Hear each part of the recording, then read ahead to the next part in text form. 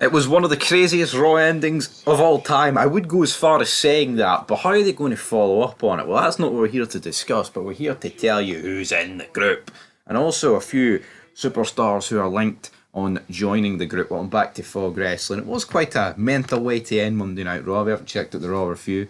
It was a fun one. Not often I say that, staying up to the early hours of in the UK here to watch it, but is what it is. So let's go into it. So Nikki Cross is Sister Abigail, which of course, as we know, is Bray Wyatt's storyline sister. I mean, a group with Nikki Cross in it, can we really sit here and pretend that that's going... I mean, the best thing that this group can do is never take the masks off. Because when you look at it right now, you see them, you're like, damn, that's some crazy ass people, alright?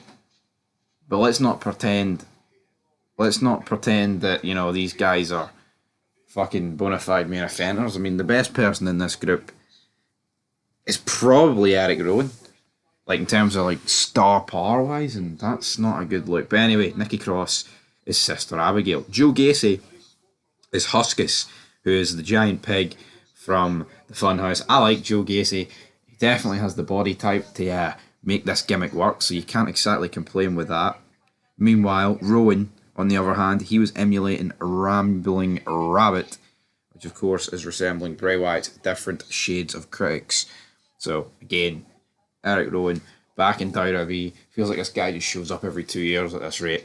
Then we have got Dexter Lumis, of course, playing the character of Mercy the Buzzard, Wyatt's main stimulus. So, what is that all about? And then, of course, we've got the last member to be revealed, which we obviously knew Uncle Howdy is Bo Dallas, folks, which is just absolutely mental, to be honest, because, like, it just, you know, what do you even say? Like the Firelight suit, you pan backstage, everyone is knocked out, potentially worse, laid out, there's a lot of blood, and it's like, what is going on here? Absolutely mentally. But, you know, we touched on it in the review. I don't really want to give too much away what we said in the review, but it's like, what's the follow-up going to be to this?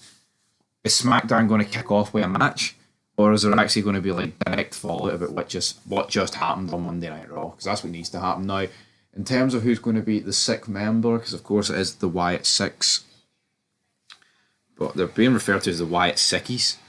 So who knows how that's going to go down? Matt Hardy, Jeff Hardy has teased involvement. I mean, I was kind of saying in the Raw review how great would it be if we got the Undertaker, but yeah, that's not going to happen. But yeah, I think the Hardy Boys are probably going to stay away from this.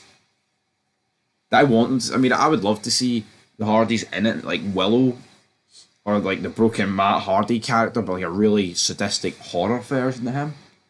But at the same time, you know, I mean, I think Matt Hardy's trustworthy, but can I really sit here and say that in 2024, Jeff Hardy is going to make this work?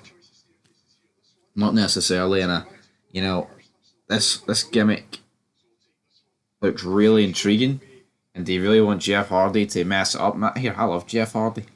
Definitely one of my favourites of all time, but he's let himself go, and we'll have to wait and see.